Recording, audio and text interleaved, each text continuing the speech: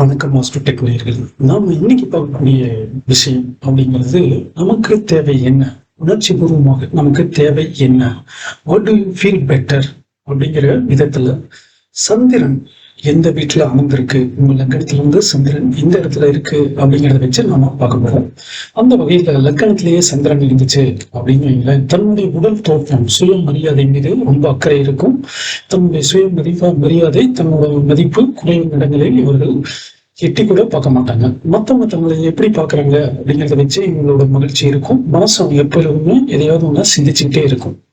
இதே ரெண்டாவது வீட்டுல சந்திரன் இருக்கு அப்படின்னு வச்சுக்கிட்டீங்கன்னா, உங்களுடைய மனம் எப்பயுமே குடும்பம் அல்லது பண ரீதியான பாதுகாப்பை வச்சு நிம்மதி உணர்வார்கள். அதாவது எக்கனாமிக்கல் ஃப்ரீடம் அப்படிங்கிறது உங்களுக்கு ரொம்ப ரொம்ப முக்கியமா இருக்கும். அதே மாதிரி நல்ல உணவு, இனிமையான பேச்சு அப்படிங்கிறது உங்களுக்கு ரொம்ப மகிழ்ச்சியை தரும்.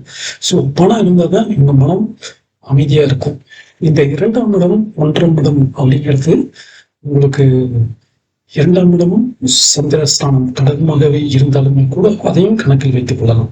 2ஆம் இடம் கடகமாக இருந்து உங்களுக்கு சந்திரன் எங்க இருக்கு அப்படிங்கிற ரெண்டையும் வச்சு பார்க்கும் போதுமே இந்த அமைப்பு கொஞ்சம் தெளிவா வரும். அதே மாதிரி 3ஆம் வீட்டில் இருக்கும்போது புதிய தகவல்களை தேடிக்கின்ற வாய்ப்புகள், அதே மாதிரி இடமாற்றம் அல்லது எழுத்துகள், படிப்பு, கதை, கவிதை, கட்டுரை இதை வாசிப்பதன் மூலமாக இவங்க உற்சாகமடைவாங்க. இவங்களுடைய உணவுகள் எப்பொழுதுமே எதையாவது ஒன்று தேடிக்கிட்டே இருக்கும். ரொம்ப கியூரியாசிட்டி, இன்ட்ரெஸ்ட் அப்படிங்கிற அமைப்பு ரொம்ப அதிகமாக இருக்கும். தைரியமான முடிவுகள் எடுக்கிறதுல இவங்க ரொம்ப கம்ஃபர்ட்டா இருப்பாங்க. அதாவது கடகத்திலிருந்து 3ஆம் இடமாக இருந்தாலுமே கூட, அதாவது கடகத்திலிருந்து 3ஆம் இடம் அப்படிங்கும்போது கன்னி லக்கணத்துல கன்னி ராசிக்காரங்களுக்கும் இது ஓரளவுக்கு கொஞ்சம் பொருந்துற மாதிரி தான் இருக்கும். இதே 4ஆம் இடமாக இருந்தால் 4ஆம் இடம் என்பது சந்திரனுக்கு மிகவும் பிடித்தமான இடம். அதாவது காலப்புருஷ தத்துவப்படி 4ஆம் இடமாக தான் சந்திரனுடைய இடம் கடகம் அல்லவா. அதனால உங்களுக்கு வண்டி வாகன வசதிகள் ரொம்ப ஆர்வம் அதிகமாக இருக்கும். அதே மாதிரி மன நிம்மதிக்கு தான் இவங்களுடைய சொர்க்கம். ஸோ இவங்க வீட்டில் இருக்கிறது அல்லது ஒரே இடத்துல இருந்து வேலை பார்க்கணும் அப்படிங்கிறத ரொம்ப லைக் பண்ணுவாங்க. இவங்க வீட்டுக்குள்ள இருக்கிறது ரொம்ப கம்ஃபர்ட்டா ஃபீல் பண்ணக்கூடியவங்களா இருப்பாங்க. இவங்களுடைய உணவு ரொம்பவும் மென்மையானதாக இருக்கும். இது துளாராசிக்காரங்களுக்கும் சில இடங்கள்ல பொருந்தக்கூடியதாக இருக்கும். 5ஆம் இடம் என்பது அறிவு தேடல், படைப்பாற்றல், உணர்வு, குழந்தைகள் அப்படிங்கிற விஷயங்கள்.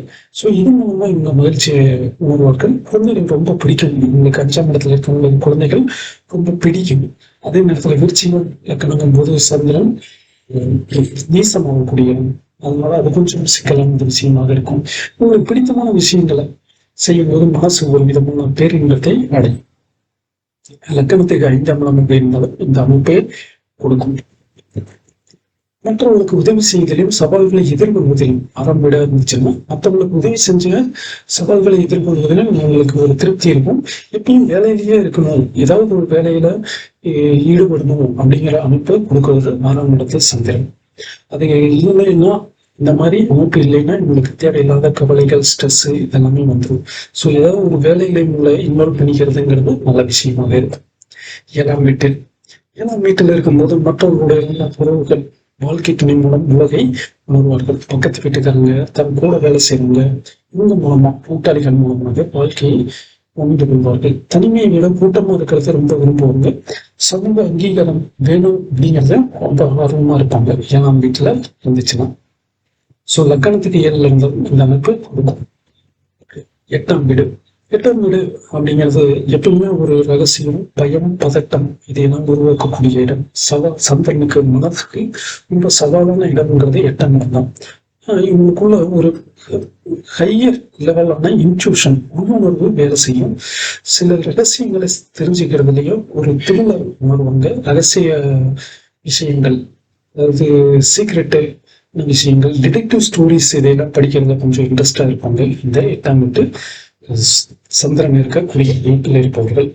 9ஆம் வீடு அப்படிங்கிறது பார்த்தீங்கன்னா தாய் வழி தந்தை வழியெல்லாம் பாக்கியங்களை கொடுக்கிறது.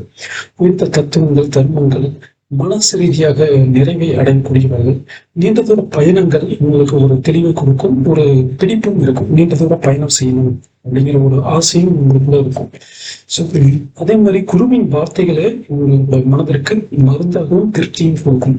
ஸோ நல்ல குருவோட வார்த்தைகள், நல்ல குருவோட வார்த்தைகள், ஞானிகளுடைய வார்த்தைகள், பெரிய மனிதர்களுடைய வாக்குகள் உங்களுக்கு பலிதம் கிடைக்கும்.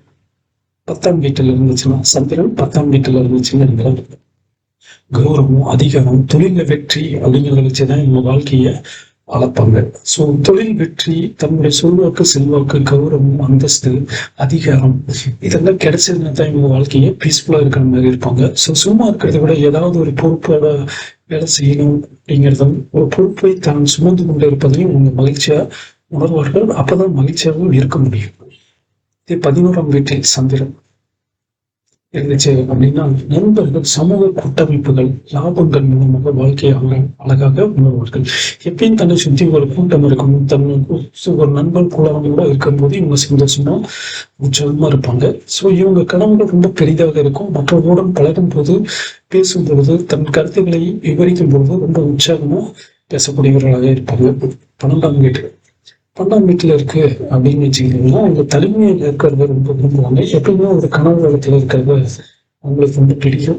கூட்டத்தோடு இருந்தாலுமே கனவு உலகத்துல நடக்கிறது அப்படிங்கிறது டக்கு டக்குன்னு போயிட்டு வரக்கூடிய அமைப்புகளை கொடுக்கும்.